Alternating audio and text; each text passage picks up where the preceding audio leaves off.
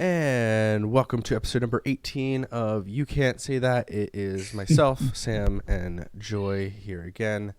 And let's get it started. How's everybody doing?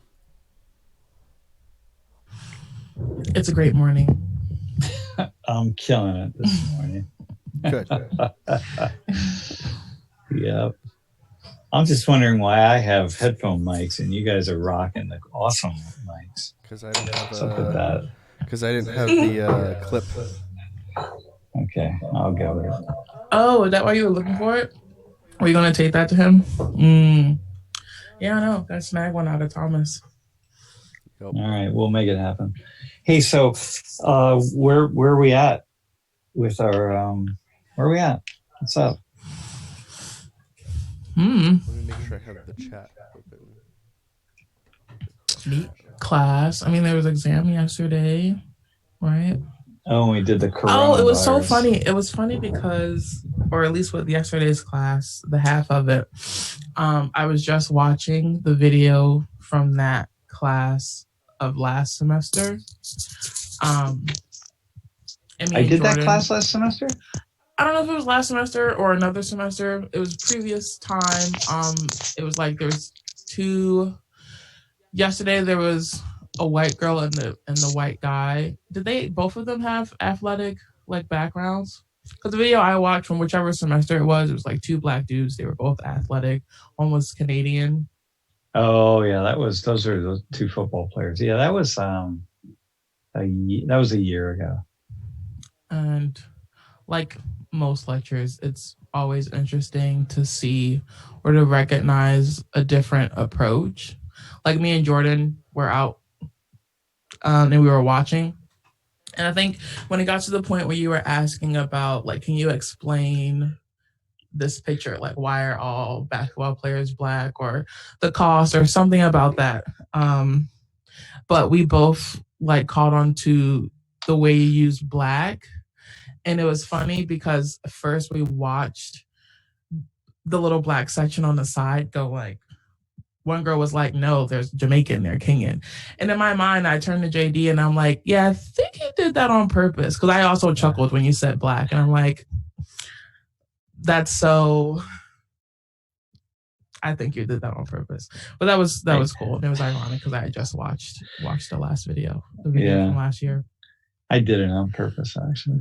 Yeah. Because I want the person on the table I want the class to feel the full effect of, oh my gosh, what would I say if I were sitting there?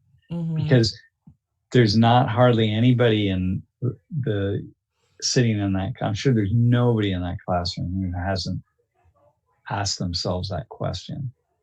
Why are so many basketball players black, of African ancestry? Why are so many hockey players white, of European ancestry? Why are increasingly baseball players Hispanic, which means, multiracial, multi-ancestry backgrounds? Yeah, you got to feel the weight of having to answer the question. And both those students took it very well. They felt the weight of it. And they were very clear about not wanting to say something wrong, not wanting to offend, not wanting everything, which is why I torqued it up a little bit. Yeah. It's cool. It's really interesting to see how complicated the issues are, and yet, how much weight we put on the kinds of things that we say. And there's so much, man. What the one woman, who was the one woman who was up there yesterday? What was her name? Do you remember? No. Man, it's so terrible.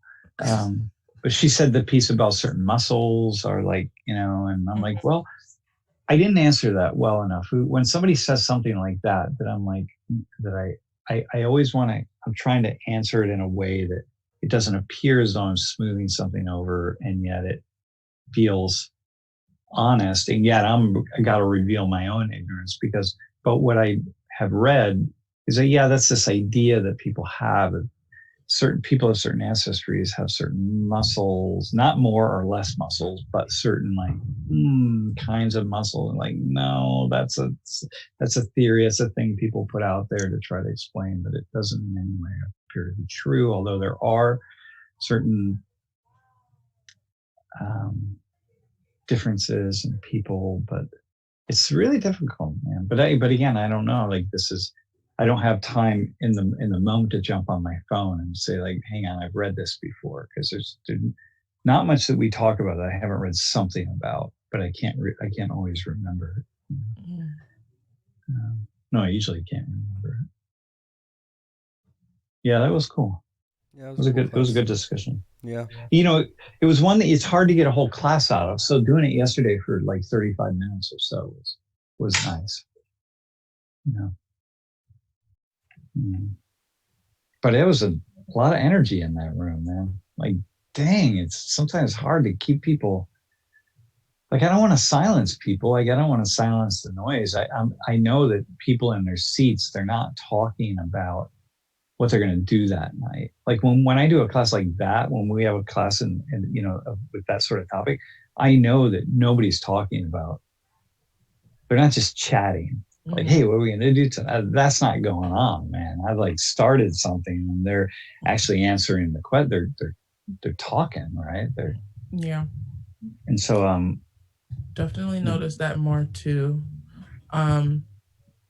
I don't know if I've noticed it more, maybe just because I'm watching the class as opposed to when I'm back there directing, because it's like I see you, but I'm not really taking in certain things because everything else I'm juggling when directing. But I know for at least maybe the last 3 weeks of class, there's always a moment where you like whistle and you're like, I feel like I'm talking over y'all. Or like, can I just y'all just pay attention, like what's you like, fuck. I know. And chatter. Like, definitely notice that a little bit more frequently. Like, it's like, can I get a word in edgewise here? Like, what's up? Lori's always saying, dude, don't whistle. But if I go, it gets people's attention. I don't know how else to get their attention. Dang. Yeah, it's crazy. Hey, what reminds me of like in middle school or in high school. No, I don't think they did this in high school. In elementary and middle school, where the teacher's like, I'll wait. I'll wait. Yeah. Yeah. But I could be waiting all day. Like,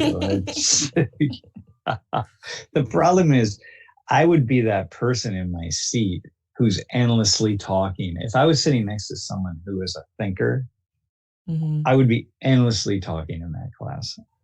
It would just be nonstop. I wouldn't be able to shut up because I'd have something to say and I'd want to just be kicking it around. And that's true. There are a lot of students, they're thinkers, and they don't want to just sit and passively take it in. They actually want to contribute something. So yeah, it is hard when like Tuesday's class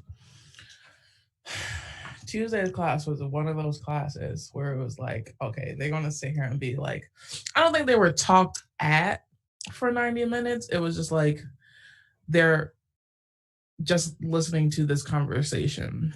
And they're just sitting there. A lot of people were just like rocked, were just asleep, heads down. But I did think it was interesting. I felt like the connection also kind of affected the effect of the dialogue between the guests that we had Skyping in from China. Especially, was the guy a professor? What was his name? He was a professor, or was he a doctor? He's a professor. No, he's a professor. I don't think he has his PhD. I think he has his master's degree. But definitely, I felt like going into the class, or what I thought was going to happen, would have been exciting to get like firsthand information on what's going on over there. But the connection, just like the communication, was so like not. Yeah, it's hard, man. Not there. But even in the end, after the conversation was over, and then you just took it back to the class and asking, like, so what do you think of this? But there was like, there was nothing. And it's like, well, there has to be something. Well, I think what we got, where I went on that, I went back to Iraq. Lori was, we had a conversation about this. I think going back to Iraq. And I have a feeling that the woman who said, why aren't we taught about this?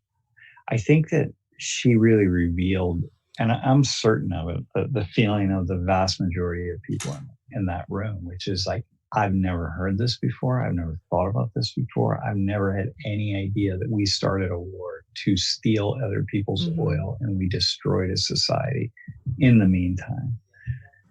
And even though that's a perspective that may not be true, although I would say it's absolutely 100% true. It is a perspective that if you've never heard that before, if you've grown up in the United States or not even in the United States, but you've grown up and you're here, you thought about the United States, and then you here's this guy, Sam Richards, saying this, who, you have a certain trust. I mean, I think at this point in time, students have a certain trust that I'm not a lunatic, right? I'm not either extremely conservative or extremely left. I think I cut it down the middle. And so you're like, and clearly I have some idea of what's going on. Somehow it seems like a lot of the views on you now is bias. Really? I don't get. Which way am I biased? I don't know. Bias towards liberal insert anything. Or at least. Wait, is that, well, hang on. Is that on the stream, you mean? Yeah. Yeah. And also, I think there's like, I don't know if it's the same student that's always like, where are the sources? But there's someone on Twitter that's always saying like, this is bias. This is real bias.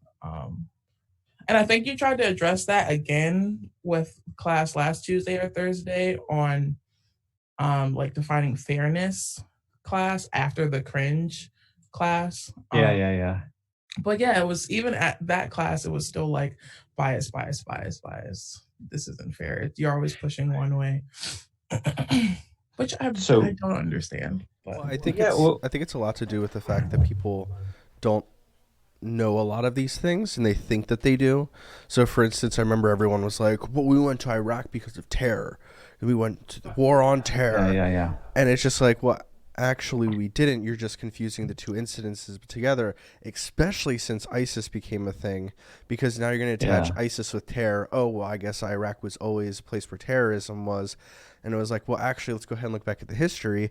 The reason we were there was because of oil, and it was also because there was a dictator there that, by the way, we put in power and we gave money and military weapons to and all of these things. We assisted. We didn't put him in power. We assisted. We practically the process, did, though. It was like we didn't put people in power like in Venezuela, but like also our president welcomed the guy that we claim is a president of Venezuela. So we didn't do that, but like we did it. It's like the Russians didn't vote for one candidate or another in 2016 and is saying that they're going to do it again in 2020, but yet they're still doing it. And then the question on the chat that came up, doesn't America have oil? We do have oil, but we also have this weird relationship with being green and not doing all these things. And it's a lot easier to already have. We've produced more oil than most countries in the world. We could Google through and find out the answer to that, but I'm almost positive that's true. But we have to go after other people's oil because it's easier. And also, it seems that we were trying to control a system over in the Middle East. Yeah. No, listen, we are the number one right now, top producers of oil in the world, and then the Saudis and so on. But Venezuela has the number 2 oil reserves, as best we can say. But they just had a dictator issue. Well, they're just not. Well, they're also just not. They're just not producing a lot of oil. So the issue is that you want to, if you're a country like the United States, you want access to oil. That this is the key, right? And so yes, we do produce oil, but oil runs out. It's a finite resource, and so. Back when the Bush administration, these are all oil people, by the way, from Texas, who put this invasion together. And by the way, they planned the invasion out before Bush was ever elected. And so they were thinking about it. And that later came out in all these kind of white papers. And is that why people think that 9/11 was an inside job to just get us into those places? It's one of the main reasons. Yeah, it's that, and it's the military-industrial complex. products, which just, you have to use weapons in order to sell weapons. Some weapons can just go obsolete and you replace them, but mostly the really expensive ones, you want to use them, right? So when you have a missile that costs $1 million, like the Patriot missile, I think was average like $1.1 million. And in the first Gulf War, we were sending a whole bunch of those off. Well, each time it's just, cha-ching, cha-ching, cha-ching. And so, hey, by the way, going back to Venezuela, I think the way I would say that is that we created the conditions under which the leftist Venezuelan government came into power by helping to, by siding with and helping and directly supporting oligarchic regimes or the aristocracy in Venezuela for decades and decades. And so that helps to create the conditions of deep inequality and distrust, and ultimately that leads to social unrest. And so we're part of that, and we see that throughout Latin America in the 60s and so on. I used to say back when I was doing my work in Latin America that the big fear was communism, right? And communism breeds on discontent. No human beings ever move toward a communist type system, meaning like a communal system, if they're unhappy. So it breeds on the discontent. So the more unhappiness there is, the more inequality there is, and the more, really state oppression, right? Then the more discontent among the average citizens. And then they're going to turn toward an alternative. So if you don't like communism, I would say this all the time. It was the thing, right? If you don't like it, then support greater inequality. And that's what the church used to say. Then it was the church that I worked with and studied. Yeah. I really wish Bassem was on was here today, because people are talking about Iraq during the turn of the century, and it'd be really nice to hear from somebody who is living there, not just somebody who has... Wait, the turn of the century, you mean the late 1990s? Late 90s, early 2000s, talking about how horrible Saddam Hussein was, and look at the state of Iraq and its citizens. They're in really bad shape. Okay, well, here, let me just say something about that. So if you're listening, if you're one of the people typing, let me just say the following. There's no question that Saddam Hussein, once he took control of the Ba'ath Party, there's no question at all that he just was took power and held on to power in very brutal ways. That used his, personal ambitions to create systems and his own sort of personal armies and militias and so on, just to oppress any dissent whatsoever. Not a question about that. There's also not a question about the fact that he received support from the United States in the form of weapons and training and so on.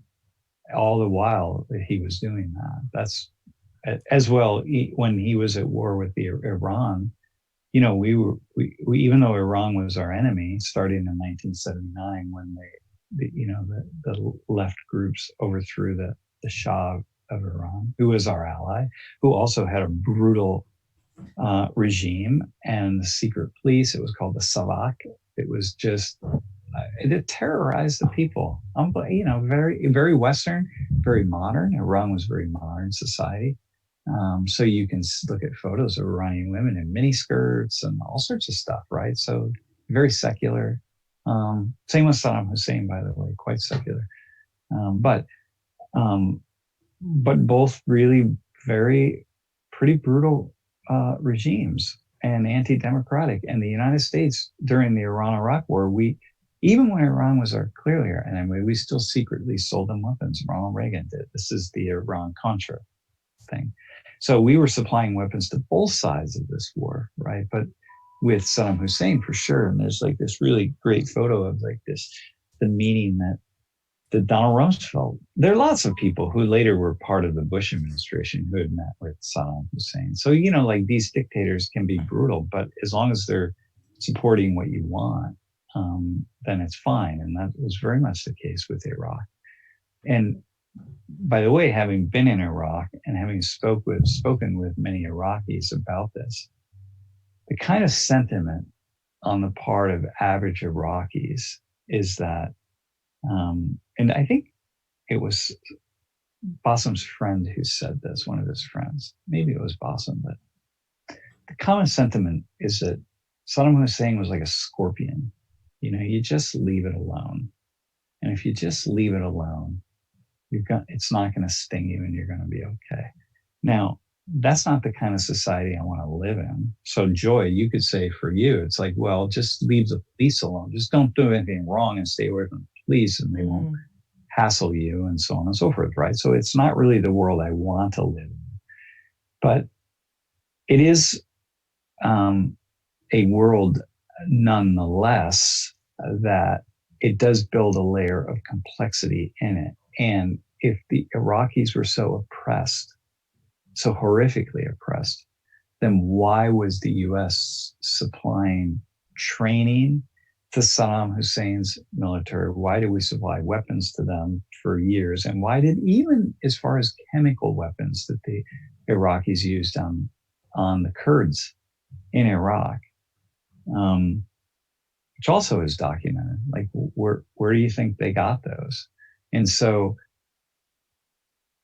if you want to say like, hey, there's some kind of justification for invading Iraq, then you have to account for the ways in which, just like we created the conditions in Venezuela for this radical anti-American left to emerge, then the same is true in Iraq and ultimately in Iran. The mullahs in Iran would never have come to power without the Shah of Iran being brought into power through a coup with the direct help of the CIA and then supported by the United States. None of that would have happened.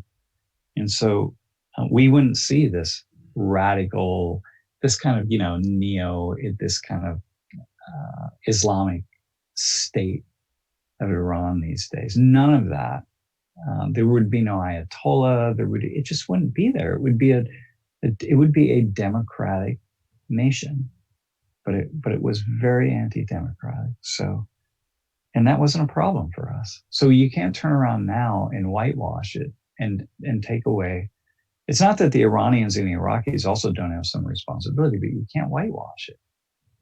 So, how about that? Somebody said on the stream that the U.S. plays both sides or funds both sides.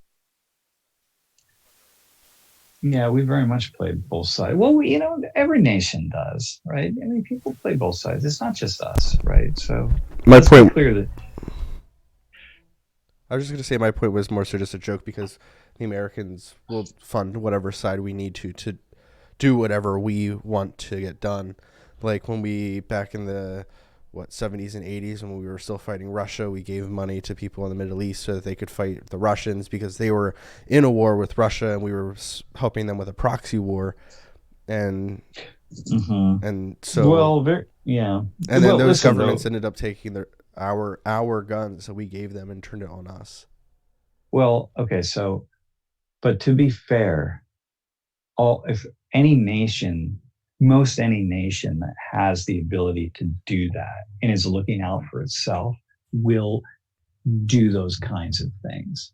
Haiti, maybe not, because they don't have the ability to do that. Like, what are they going to do? Like, turn against the Dominican Republic? I mean, it's not. I mean, China's doing it with North Korea, and China's Russia, doing it all over Asia, all over Asia and Africa. Right. And so, we are. China's like picking up where we left off in Africa, and we left off in Africa, and before us it was the Europeans, and so you can't look at it. Osama bin Laden, there were a cohort of key people that were mobilizing in Afghanistan and Pakistan to fight against the Russians. So we took our Cold War there. And you can't overlook that. You know, we sold them rocket launchers. What later became Al Qaeda, and the very people who, you know, were attacking us and, you know, who were behind the 9/11 and who were attacking us in Afghanistan, the very people, the rocket launchers and certain weapons that they had, they got from us years earlier because we sold them to them so that they could take down the Russian helicopters. And like, you don't sell rocket launchers to people who are really tribal, neo-tribal terrorist types that at any moment could turn it. They were anti-Western. They were anti-Russian in the moment, but we also knew they were anti-Western. And the CIA has now, this is something I studied I studied a lot throughout this entire time. And I was privileged, or I don't know if it was privileged, but had opportunities to speak with officers in the CIA back then. So going back 30 years. And read a lot about it, and it's now just come out. This is just common knowledge if you're paying attention. So you think like, how's that possible? So, you know, like it's just, you know, there is blood on our hands at every level. So, you know, God, if people understand, if I like in my class, if I could just download what I know to people in class, it would be we could have a really fascinating conversation. Yeah. But I just don't blame us. We're not uniquely evil or whatever. That's not on the table for me. We just happen to be really powerful. So we have the ability to do things that are more problematic, troublesome, and potentially, you could argue, evil than a lot of other countries. There's not much hate he can do to foment unrest in the world, really. So, yeah. Or Venezuela, for that matter. They can foment unrest in Colombia and or Cuba, Brazil, and you know, Cuba. And there are different things they can do, but not a lot. Like our biggest issue with Cuba during the Cold War was the Cuban Missile Crisis, and it was the Russians, really. And I mean, we were also spying, and they were spying. It was the whole thing. Yeah, it was bigger than. Yeah, it was big. But I mean, the biggest thing with Cuba is that they represented a possibility for other nations that were really subjected to what would be U.S. imperialism in many ways, and had these autocratic governments in place that were being supported by Uncle Sam, and so militarily and otherwise and financially. So Cuba represented an option for all of them. Like once Cuba happened, it's like people started looking to Cuba to say, wait, we can be in this place, you know, and then Cuba's exporting the revolution more than anything. They're exporting it ideologically. Like, hey, look at us. Look what's possible if you shed yourself of the cloak of oppression that is the United States of imperialism. So, but you know, they had to turn to the Soviet Union. You know, Castro came to the United States 3 times saying, look, yes, we are a Marxist-Leninist society. Yes, we are moving toward communism. Yes, that's what's going to happen. Yes, we did appropriate lands, and we were taking lands because, you know, 1% of the population owned 95 or 96% of all the land and resources. So they basically said, yeah, we're doing all that, but we don't want war with you. Like, we actually will work with you. We'll trade with you. Like, we want to be a sovereign nation. 3 times the United States said no. We sent them packing, and then they turned toward the Russians because they had to have some help. So, by the way, that conversation right there is what got me on the most dangerous professor list in the United States. Because I was on the radio debating David Horowitz, who was just shouting all this nonsense about Cuba. And I'm like, dude, I actually have studied Cuba very extensively, man. Not that I study everything, but I used to be a Latin Americanist, so this was my take. And I'm like, that's not the story, my friend. But who knows? Maybe I'm just deluded. I'm not anti-American. That's for sure. I don't. But I'm just wondering, like, you talked about how there was so much unrest and Cuba had a lot of issues, and I wonder how many of those issues have been solved through their political system and how many have not, because it's not as poor as Haiti, because Haiti is the poorest country in the Western Hemisphere, but and again, I've never been, obviously, to Cuba. I have a friend who's been to Cuba, because he's Canadian, and the Canadians can fly down, but yeah, it's still a poor country, and now it's just a lot more people are poor. Okay, so here's the thing, right? It's a little bit complicated. So first off, when you try to restructure your system, like you're going to take it and you're going to really completely restructure it. You're going to create this party. The Communist Party is going to, the Cuban Communist Party, and you're going to really rebuild.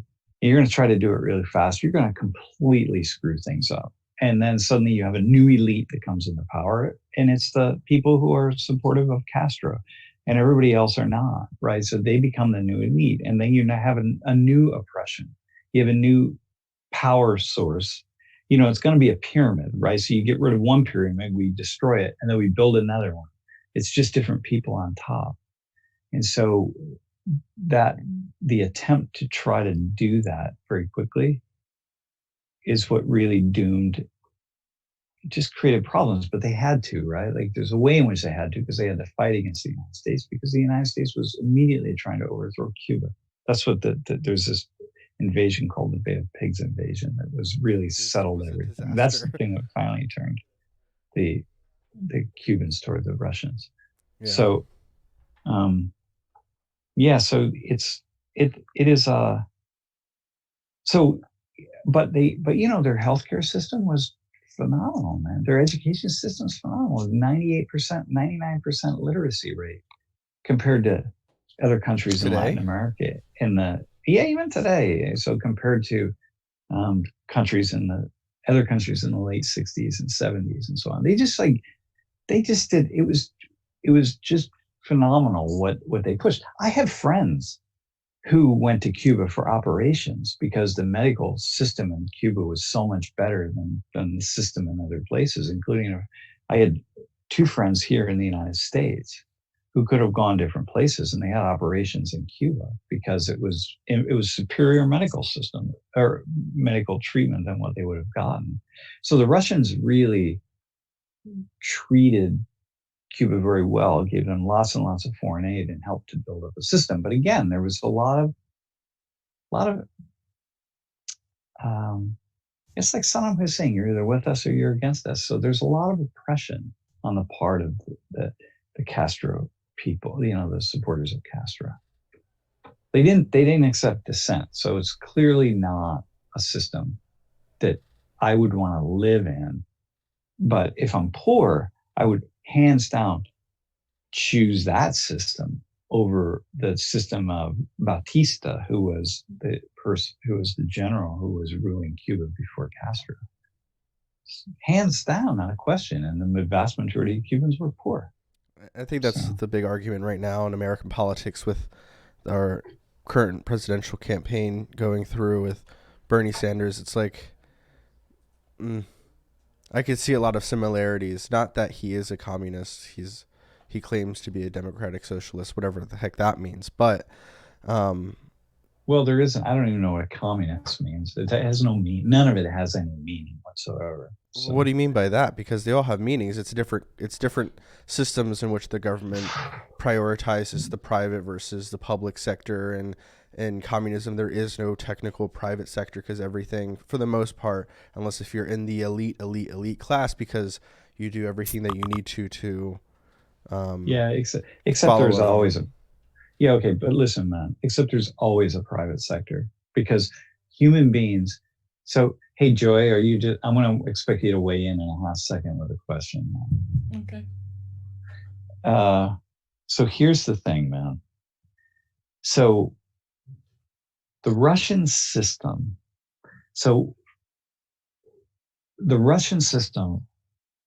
created this top-down economy, right?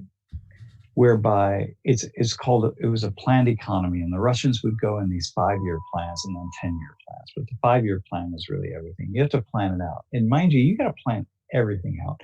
You got to plan out how many bottles you're going to make like this and how many caps you're going to make like this. And you got to do it 5 years in advance.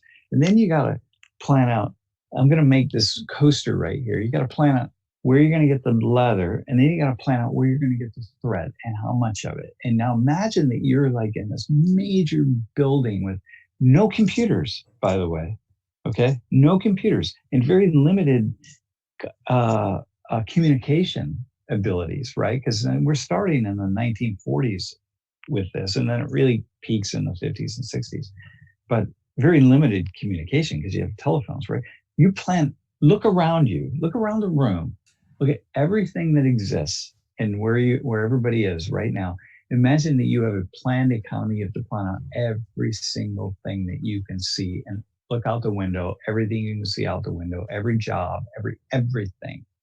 And so the Russians were thinking, okay, well, this is what we're going to do, right? This is the USSR, Union of the Soviet Socialist Republics, and we will do this. We're going to have this planned economy because this was the vision of bureaucratic Marxism, right? Bureaucratic communism. And so it's going to fail. It completely fails. And so in between all of this effed up insanity is corruption and is a private economy that's operating all the time. It's like the unpaid economy here in the United States, right? There's like the off the books economy that you're never going to get rid of anywhere.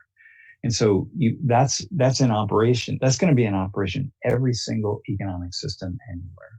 And so very much was in play in what would be the communist Russia or Soviet Union. So it's always, there's always private going on. So when I say that, I don't even know what it means. Like Bernie Sanders, it's like you're right. It's about how much energy that you put toward how much power you give the state, and how much power you give people to make free decisions. And in an ideal communist system, the people at the bottom have all the power because that's communism, right? Power in the hands of the commune. In socialism, the state is really powerful. So the state is all powerful in the case of the USSR, that the state is making all these economic and political and social decisions. But it's just silly. Of course it can work. Yeah. But it worked surprisingly well, actually. I suppose, they were able to make missiles and submarines and tanks and things that threatened us. Until we spent more money because we could, because of the private innovation. I don't know. They couldn't sustain it. No, Reagan was right on this. Reagan basically said, listen, what we're going to do is we know their economy is teetering because we know it's just it's a flawed economic system, because that's where the free market has it's more valuable, right? You want supply and demand to be making decisions, not some bureaucrat sitting somewhere and say, I think we're going to need 100,000 of these coasters, right? Like, why 100,000? Like, I don't know. And then, but someone only makes they make enough thread for 20,000 coasters. And like, what do? What happened? Well, we didn't plan ahead. And it's like, now we have these complex computer systems. We could maybe pull that out, but you couldn't. And so, I forget what I was responding to that you said, but I'm kind of in agreement. It's pretty, I love this podcast because I never get to talk about any of it. Like, I have so much history up here somewhere that I never get to talk about it. So, what's that? I didn't hear you. You talk to yourself? I don't. Like, how thinking out loud there's a completely different process and turnover when thinking out loud. Well, you're just like, sit. I was planning for that talk I did at the TEDx the other day, and I was driving home from Philadelphia on Friday night, which is why we didn't have a podcast last week, and because I had a funeral in Philly. And on the way home, I talked the whole time out loud because I only had 10 days to plan this talk. And so I did do that, but I was in a car. In a car, I can do that. But otherwise, what's the difference? It doesn't feel awkward for some reason. I just put music on and I just talk. Nobody can see me. It was nighttime. I'm just like, no one's. But if I'm in my room, it's just like, I don't know. That's kind of weird. Yeah. But teaching and just talking out loud. I'm talking out loud now, I guess. I'm just talking. Yeah, but you're not talking to yourself. You never have like just monologues in your own head. I have monologues in my head sometimes. Yeah. Hey, I have a quote on my wall from Che Guevara. It's el riesgo de parecer ridículo. Déjeme decir que el revolucionario verdadero está guiado por grandes sentimientos de amor. So let me say, at the risk of seeming ridiculous, that the true revolutionary is guided by great feelings of love. Mm-hmm. That's nice. Yeah, but it's not. But it is. But I think it sounds a lot like this. Yeah, exactly. It's one thing to say it, though. It's another thing to follow it out. So if I'd be like, okay, Castro and Guevara, why is it that Guevara, well, if you supported that, why did you throw people who spoke against you in prison? Right? Why? What's that about? You know, they were completely against the LGBT community. Mm-hmm. Right? So I kind of fell into a group of Cuban expats, LGBT expats, who just walked me through everything that they went through in Castro's Cuba. And I'm like, come on, man. Yeah, so I'm not a Castro supporter. I'm not a supporter, but I'm just willing to look at the data. What else do we got? What are people on the stream saying? They're asking about politics and the current election. I don't know if you want to head that way. Yeah, what do you think, Joy? What do you think, man? What are you thinking about your man?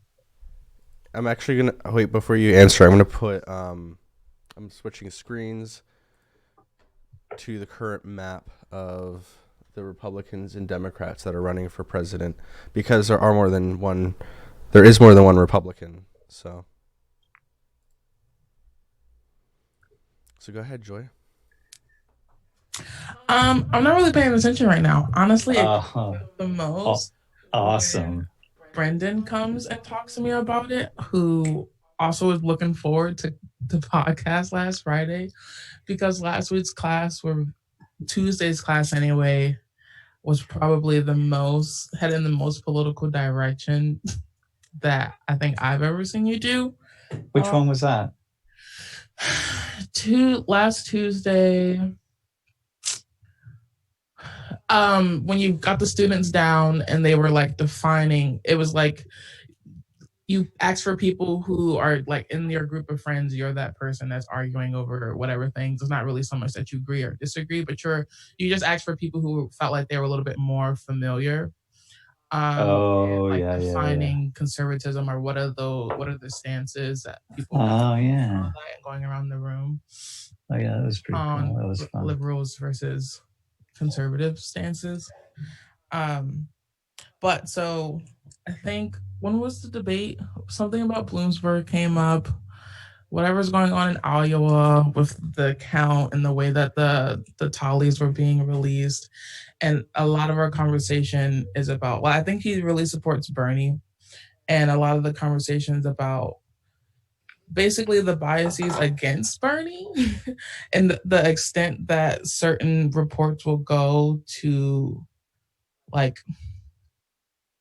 tander him.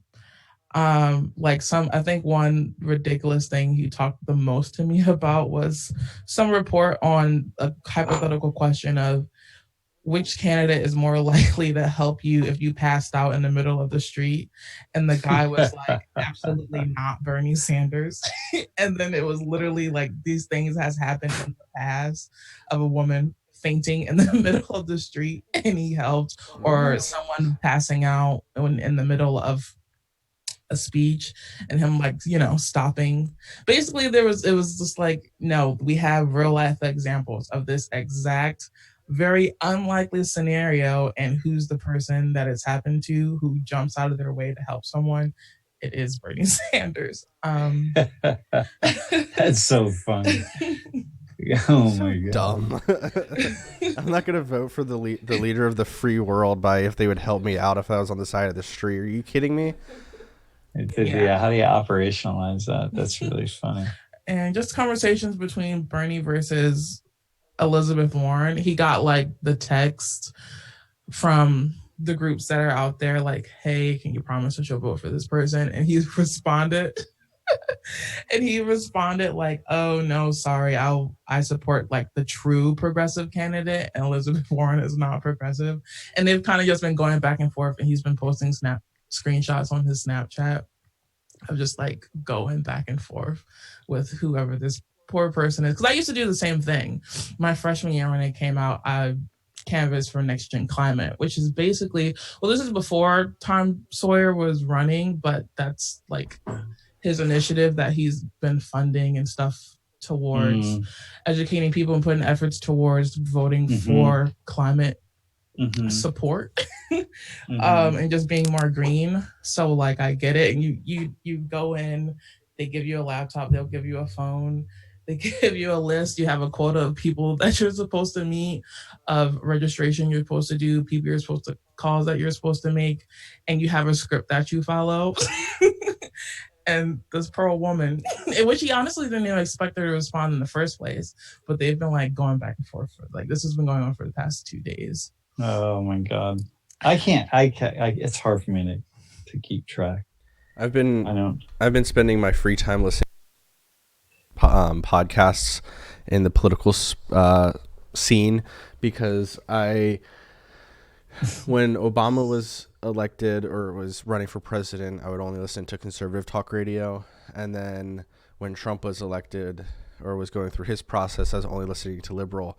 And it was just like, I'm not getting the both sides no matter who I'm listening to. So now I'm trying to listen to as much as on both sides as possible. So I was listening to Shapiro yesterday, and he was talking a lot about just how the firefight happened during the debate, because Nevada votes tomorrow, which is weird for me because, I think Tuesday is voting on a Saturday. They vote on a Saturday for their caucus. And so that's because they're busy sinning, committing carnal sins on every other day. Right.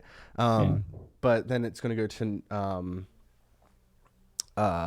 South Carolina next week, and it's the first four, the major four before Super Tuesday. And I think so my person was Andrew Yang. I loved Yang. I think he was the only candidate that had anything to say about the future of technology, Internet of Things, all of that kind of stuff. But he's out, so now I have to vote for somebody else. So what's funny, before we look at the Democrats, the Republicans, it's funny because it's Donald Trump with 61 delegates. Bill Weld, who I've never heard of once in my entire life, has won.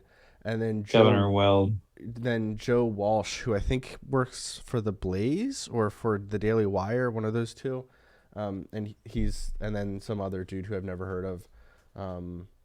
And of course, isn't Walsh a former congressman? Right, I think he is. Yeah, from somewhere. He is. Yeah, from Illinois. Illinois.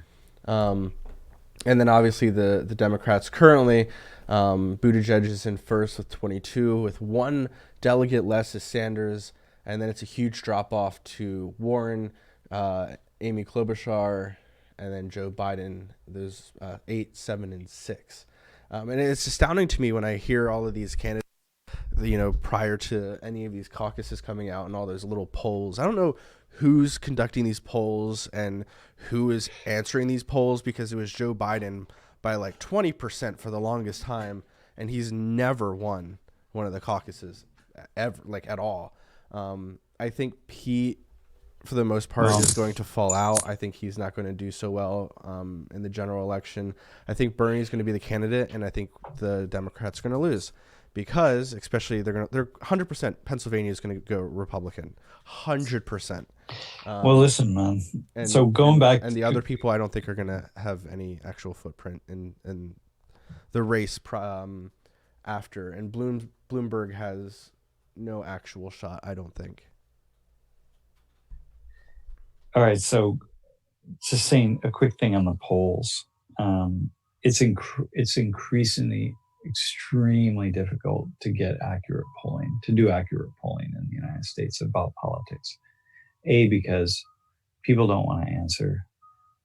They're polled to death. There are many, many more polls. And so people are just polled to death and they're tired of it.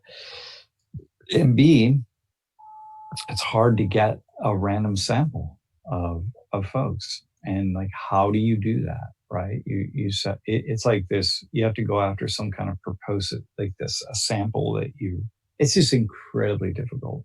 So there's a lot of space for sampling errors. And then, people are changing their minds constantly, and a lot of people are just not telling the truth. So I was listening to this long analysis by these professional pollsters, and it was fascinating how expensive it is to get a really good poll, whereas it wasn't really the case in the past. You could just call a random number of telephones, and every other phone you're going to get a response. And now it could be like 20, and even then you don't even know if it's accurate. So yeah, it's crazy. I think Ajit said it perfectly. The Democrats are going to lose. I don't know of any Democrat who can beat Trump at this point, because they're too polarizing. I think Buttigieg is correct in that stance, and there's also not enough being said. Here's the thing. The Republicans have a problem with flip-flopping on their most sacred stances, such as the First Amendment, the Fourth Amendment, and the Fifth Amendment. However, the Democrats don't have sacred things to stand behind. Every Democrat in this race has their own different thought of how the country should run, which is great because it's a free market, if you will, of ideas, which is great and fantastic, but they have nothing to stand on together with. And so therefore it's just going to continue to divide the country, or let me rephrase, it's going to divide their voters. And with people like Bernie Sanders, who wants to do things that seem very radical, like Medicare for all, which probably will end up saving us money in the long run. Hey, there was actually a fascinating study that came out on that. And I actually read the data, the fine print of the study about how much money Medicare for all would save us, what it would cost and what it would save. Money, not to mention how many lives and so on and so forth. And it's pretty serious. And what I would say about that is there are all sorts of people that will weigh in on that. Medicare for all, okay, they have an opinion on it, but they don't know what it is. They've never studied it. There are books and really serious research articles that are written on this, and people who spend their entire careers thinking about these kinds of issues, and they're immensely complex. It is so complex. But this particular study that came out, I read the fine print of it, so it's really well done, and it is meaning that it's not done by hacks. It's not done by Bernie Sanders supporters. It's done by people who are serious about understanding the issue. They know a lot, and they want to try to find some kind of solution, and they don't care what the solution is, but they just want to find one. So they were analyzing that, and I thought, okay, Medicare for all, let's go for it. It would be one thing if it was like, we're going to increase taxes and you're still going to have to pay all of these things. But his plan is that if we I saw a number, it was 4%, but I'm not sure how real that is. But if it was like, let's say 4 to 8% of your income goes to Medicare for all of us, as long as you're making less than $1 million, you're not going to be spending that much money in terms of, like, you won't have to. Obviously, if you're under, I think, $20,000, you won't be spending anything because you can't afford anything. Mm-hmm. But there's no easy way of fixing this, and that's the hard thing. And we're keep dividing the voter base in half. I wonder, because I was listening to Shapiro talk about the stop and frisk and Bloomberg during the debate, because as soon as Bloomberg started the debate, he was like, "I'm really sorry for supporting stop and frisk," and then and I don't know how true this is. I just want to throw this out into the punch bowl, but he was stating that, of course, there were more blacks and Latinos that were stopped and frisked, and although most were innocent, like over 75%. Supposedly the murder rate, the crime rate all went down during that time because of fear. And I wonder how true that is, because if Bloomberg did a lot more than just stop and frisk people, if we actually wait, hang on. He's arguing that the murder rate and crime went down because people were afraid to kill people because they would get arrested. No, that they were stopped. So not necessarily the murder rate, but especially, I'm not so sure about how drugs were affected, because with drugs, I could assume that if more black people are being stopped, that means less people are being stopped statistically, because it would be like 90% of the people we stopped were black, and 90% of the black population is much less than 90% of the white population. So therefore, less white people are being stopped. So therefore, the drug dealers who we all imagine, whom in the city of New York imagine that were only black people, they just handed off all of their drugs to the white people who aren't getting stopped. So I'm sure that the drug rate didn't go down and the drug abuse rate didn't go down. Drug use rate, and nor did the drug trafficking rate. Right. And now I'm wondering, did these things make the city safer? And I don't know, because I didn't live in New York prior and after stop and frisk. But that would be a question that we have to ask, not just you had this policy in place that was racist. It was like, okay, let's see, did it actually help or did it hurt the community at large? And obviously it shouldn't have stopped 80% black people. That was obviously not a good part of the plan. And was it effective? And that's the question that we need to ask. And that's the question that Bloomberg needs to answer. But what he's not answering is that the crime rates in the time of the Bloomberg administration, crime rates were going down everywhere, regardless, across the United States. Yep, exactly. Because we had this newfound sense of patriotism and doing better for our community and everything else because of 9/11. Like, I remember after 9/11 driving around and all of the every house that I went by, and I'm sure that was true for most places around the country. So it helped the fact that in 2002 it started, stop and frisk started, and it was already post 9/11.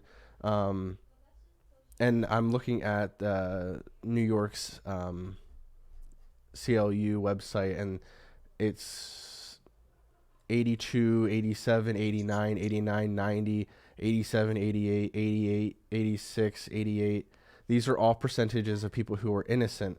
And when you look at, again, the people who've been stopped, it's every single time 55, 53, 54, 55. It's always over 50% black people and 8%, 12% white. And it's just like, well, what's up with that? And what did it actually do?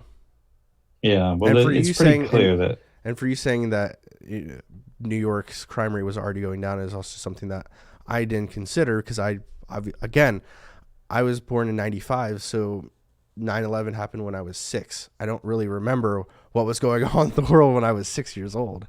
So crime. Yeah, exactly. Yeah, crime rates have been dropping across the United States. So, also the idea is, like, it's funny how we have this election that's really, really important. So what we're going to do is we're going to take a guy like Bloomberg, and we're going to judge him entirely on the basis of one policy. Now, you could argue that was pretty serious policy or judgment or whatever, but if it's a misjudgment, there were a lot of communities all across the United States that were supporting the same policy. It wasn't just him. And so as much as, let's say, maybe I wouldn't support it, lots of people did. And I'm not so sure that that I'm going to make a decision about whether I would want him to be president of the United States on the basis of that one single policy. But that's what we do, right? I think the kinds of economic issues that Sanders is raising, or that Elizabeth Warren is raising, is infinitely more important to us, to the U.S. going forward, than these, what I think are. I mean, it's not inconsequential to people, because it matters, especially to young black men or brown men in a place like New York or whatever. It completely matters to the trajectory of their lives. But other issues that are really very consequential to this. So that's why I don't participate in the whole affair. I'll just go with it. Whatever happens, happens. Yeah, I have people in my generation, I think we have a different view, or at least we're starting to get a different view because we're seeing all. Well, you're a political junkie. Well, not just me, but you I think yourself. That's true. I listen to politics way too much in the news. Like I literally every morning, the first thing I do is listen to NPR's 5-minute podcast. Not because I trust NPR, it's just the shortest podcast I could find that has substance. But I don't know. And the one thing I keep seeing is taxes, raising taxes and lowering taxes, and it's are we talking about Trump or Trump? No, because all of it. Because and that's, again, thank you for saying that, because every single time that a Republican is up, everyone's like, well, we're going to lower taxes. And Trump did lower taxes for the top X percent. I don't know what the number is. So I'm not going to pretend to know. But not for everybody. And our debt is, our debt, national debt is increasing. So he hasn't slowed that down at all. And then the question... In fact, the Democrats are reducing the debt more than the past Republicans, starting with Reagan. And so just look at that. And, that's one of the things that just drives me nuts. Well, it's the same thing that Trump did after he won the election. He was like, look at... what the heck was the number? Oh, unemployment. Look at unemployment. Unemployment's going down. People are getting more jobs. And it was just like, yes, and you also inherited that from freaking Obama, who inherited a recession and then turned it around, partly because of the stimulus plans and all the other things that they did. And I remember having a conversation with my grandfather, and he was like, well, Reagan got us to a surplus. And it was like, well, actually, it was Jimmy Carter who got us in the direction of going, because these things... It wasn't Reagan at all. Right. He increased spending, and also every single time that we go to war, we increase spending, which in fact makes us pay more in taxes. My question with something like the debt will increase no matter what, that's not true. No, it's not true at all. That's not how economics works at all. Yeah, not at all. It's only going to increase as long as you just spend more than you bring in, it will increase, right? But again, the problem is if you bring in, if you tax more, right, to pay the debt down, then that's less money that people have, and so then now you run into other issues with the economy slowing or whatever. It's just incredibly complex. Man. Yeah, and that's why Democrats are. But here's this thing. Okay, I'm looking at these data. Go ahead. I was just gonna say, and that's the reason why people like Warren and Sanders want to start taxing the people at the upper echelon of our society, because it's not going to affect them nearly as much. But it affects the growth of the economy. But does it really? Because it's not. No, absolutely. Of course it does. People are not going to put their personal money. Bloomberg, he puts money aside in different parts of his companies. No, it's not like that. Here, hang on. No, listen, man. Just look at. I'm going to say something that I think is actually really thoughtful. Okay. It is incredibly complex. So, of course, if you tax the rich, it has an impact on the economy. Some of the impact is good, some of the impact is bad. Just depends on where you're sitting, and it depends on a whole host of other issues that are laying it out. If you cut taxes for the poor, increase taxes for the rich, whatever it is, however you want to do it, it has an impact. This stuff is incredibly complex. And no matter what, you could find people who spend their entire lives, who are really smart. They spend their entire lives thinking about these issues, and they could make the argument one way, and they can make the argument the other way. And all I've learned over the years is that I will never understand it, and that every policy decision is also shaped by the particular economic, social, and political circumstances of the age. So something that, say, like Trump would do this year, maybe would have X impact, and something that if he did the same thing 5 years from now, it would have a very different impact, because just the situation in the global economy is different. So it's like, yeah, man, I don't know. I think it's just, I just think it's problematic when somebody like Trump comes along and says, hey, I'm going to cut taxes on the rich because they're going to create jobs with that money. I'm like, come on, man. Seriously? I don't, even if it's, because you have to make the argument that it's a good thing to do. So let's just take Jeff And Bezos. you can make, what's that? I was just going to say, let's take Jeff Bezos, who's one of the most richest people in the world. And what he's doing with his money is investing in robots to do the jobs that people used to do. So by allowing him to not pay any taxes, it's not helping the economy. Yeah. In fact, it'll hurt the economy. And the question could have such a huge detrimental impact. Yeah, that's a really good example. And the question, it could have a positive impact, though. It could. Well, it will. Like you said in class for semesters, every action you take is positive and negative consequences. And that's true with the economy, because somebody like Bezos, who can go out and invest in $100,000 worth of machinery to do the job of 10 people. $100 million. Well, okay, so $100 million. So he gave that $100 million to a company. That company is able to hire people to make the machine that will then lay off people. So was it better or was it worse? And again, that was why I liked Yang, because he was the only person who actually talked about this stuff. And that's why, for the most part, I don't care who's going to win, because every freaking person is exactly going to be the same as the person before them, and will be the same as the person after them, because we don't live in a monarchy. We live in a democracy, or a democratic republic, where in fact we have 3 different parts of government that can veto each other, can overturn each other, and it's really going to be down to the local levels that's going to actually define what happens. Because we can elect Bernie Sanders. If Bernie Sanders wins and everyone could be like, yeah, we're going to have Medicare for all, it's not going to get passed by the House, and it's not going to get passed by the Senate, because Obamacare barely did, and he had both houses in his side. So it's going to be very, very difficult. No, and he had to really water it down. He basically turned it over to the reason why industry, and the reason why companies like Amazon and the big companies that are making billions of dollars a year and they're paying zero in taxes is because of the fact that they've been in the red for so long. So when obviously you start your company, you're going to be in debt because you don't have money. It's called seed money that you get to start investing in your company. So for let's just say the first 10 years that Amazon was in business, they made zero money, and they were spending all the money because they were a bookstore that was trying to evolve into a new system. Yeah. And then they started making money.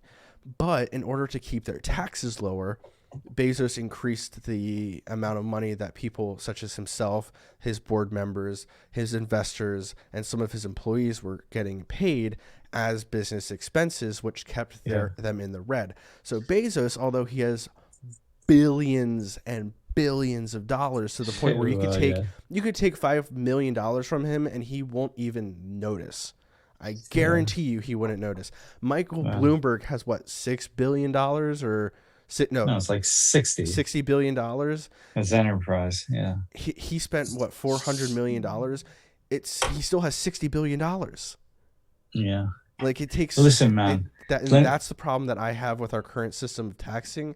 It's not that we don't tax enough or that we tax too much. It's that businesses are allowed to claim that they're still in the red, but paying people hundreds of millions of dollars and their employees nothing. Okay, well, listen, man. So here's the thought. The only person who I think has really come along, there are a couple of people who in recent years have come along to really analyze this, right, in a different kind of way, in a smart way, right? One is Warren, because she's pretty smart, and she's very focused on this. But that's not to say she sees the complexity of it, and she's just going after it. Sanders, he talks about it in pretty kind of black and white terms that it's really easy to digest. But in terms of actually running the numbers, it's pretty complex. So, like, for example, the whole Amazon example of not paying taxes, it's like, well, it obviously has really positive impacts as well. I don't know what they are because I'm not kind of digging into it, but it must, because people somehow the system keeps going. I don't know what that is, and it's not what I would want in a system. It's not how I would want to make it work. But these people, they have the money to bribe politicians to get what they want, and they basically do. And so, yeah, that's a problem.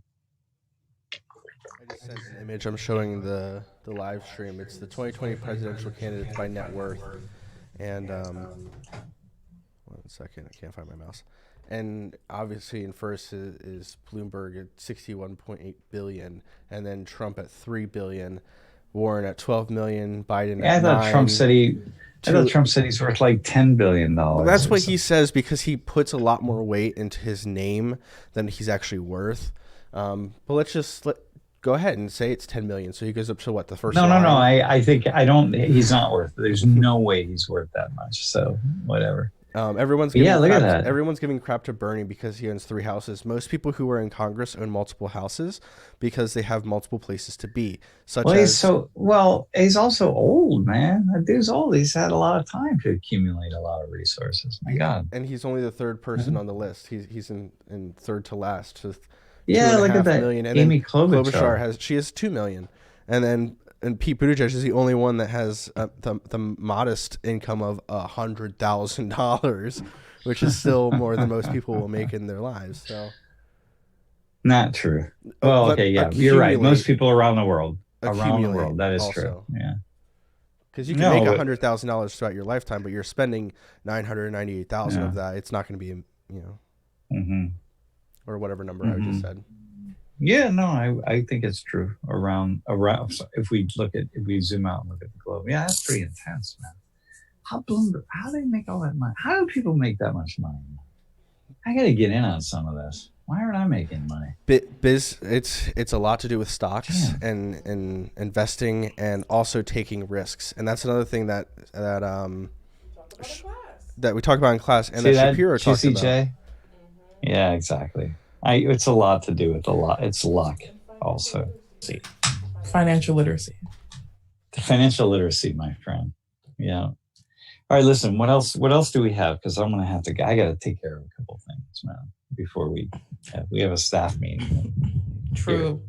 I kind of was thinking about the choice and chance class, and now that Jeff said that, it's a perfect segue, even though we're trying to wrap up.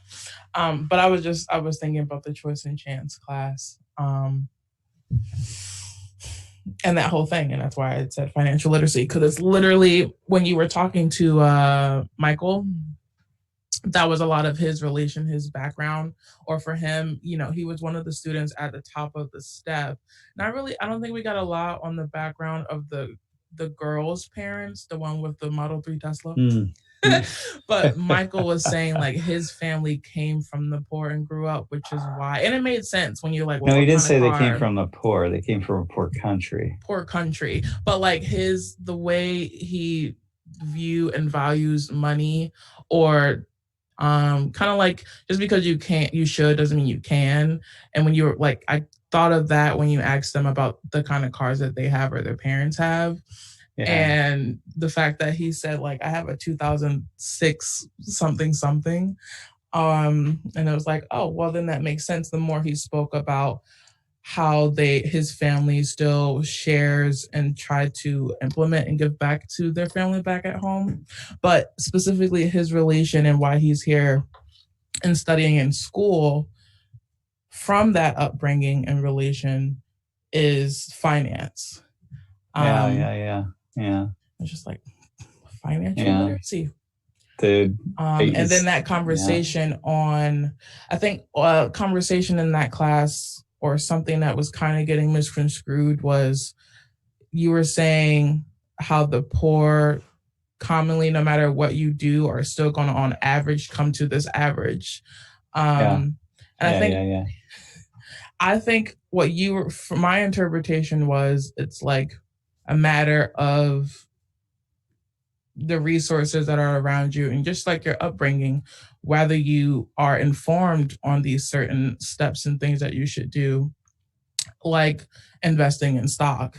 And there was a student that I think he was saying, this is all you have to do. But then the counter was, well, we don't have a lot to put in different places or to risk it all in a stock. To either, quantify our value or completely lose everything. We just don't have that in the first place. Yeah. I think that was, I had a couple conversations with people after class, but like the one guy who was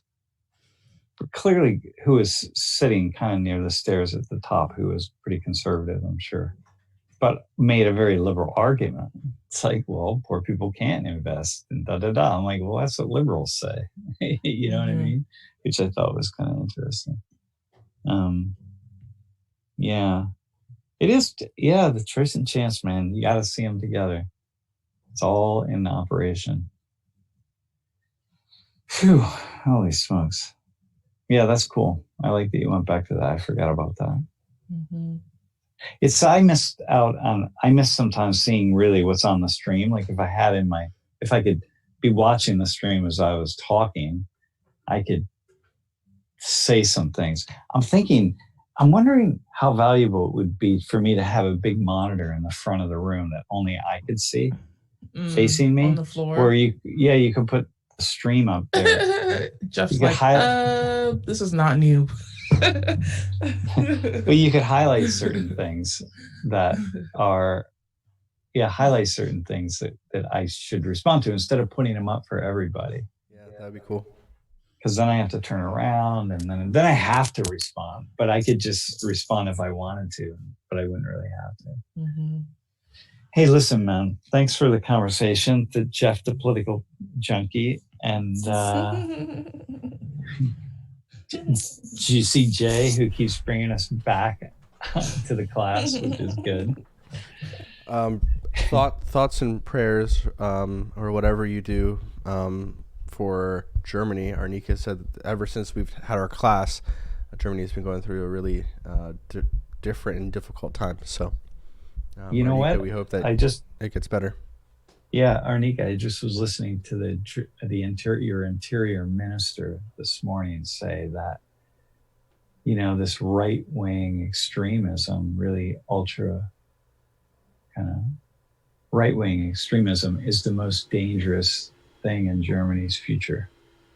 I think really, I was thinking a lot about you. I was actually going to reach out to you and see what you thought about that. But I thought that was a really big thing for him to say. Bold, like that's like, damn. 9 people were shot. Yeah. Dang. Yeah, it's really, I don't know, man. It's a little bit frightening. Yeah. All right. Final thoughts. I think I'll just let it go. I think I said was your final my thought. piece. Yeah. Joy. I'm thinking back to the election and political awareness conversation, and I do think I kind of chime out or am not that embedded in the grand overarching sector of it, the presidential election, because I do think more concentration on local affairs is really where the effect is. And I guess the local mine is real.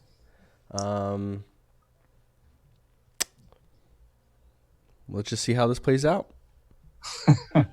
Dude, all of you're it. Like, this is the best 6 months of your life or whatever, 7 months. I mean, how many to the election? 8 months? Something like that, until November. I don't know how 9? long.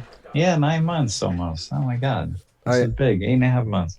I don't think I have my voter registration in time for the primaries. If I can still do it, I will, but I'm not sure if I'll even vote in the general. It depends on who's in. You know what? I'm actually registered right now. I just realized as of a year ago, I'm registered right now as a Democrat because my buddy was running in the local mayoral race here. And so I changed it so that I could vote for him in the primary. And I forgot to change it back. And then I thought, well, let me leave it as Democrat and I can vote in the primary here and then I'll switch it. So yeah. Switch it back to All right, independent so there or we go. to Republican. I'm not sure what you were before. Well, I was a libertarian registered, so Oh, that's right. You were I'll go actually. Green Party or something. No, oh my God. I'll go to Communist Party next time. Why not? You know, Oh man, you're just adding fuel to the haters' fire by saying that. Yeah, whatever. You know, just is there a neo-fascist party? Well, that would be the Libertarians. So, all right, whatever. I agree with Ken. I lost most of my interest in voting after Yang dropped out.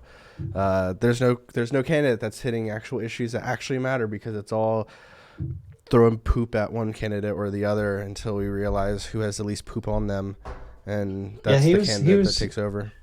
Yeah, he was a really smart guy. I really appreciate it. He was the only one that talked about Internet of Things. Everyone else is talking about Medicare and things that aren't, not to say those things Medicare is aren't pretty important, but not. Yeah. But dude, AI and Internet of Things is going to change everything that we yeah, know it about is, the current man. world. It is. Everything. It is. Yeah, I'm with you on that. That's so huge. And I have to speak for Ajit right now, and he said that you must start investing in cryptocurrency. So jump on that wave if you want. I don't buy into it because of Bitcoin, but hey, people know much more than I do about this stuff. So that is true, my friend. Not those people who invested in that guy that took his passwords to his grave. They didn't know much more, right? And they can never open his vaults now. Or the guy who broke his computer that had $100,000 of crypto on it. Yeah, it's crazy. All right, man. See you all. See you in a hot minute. Thanks, everybody, for tuning in. See everybody. Yep. See y'all later.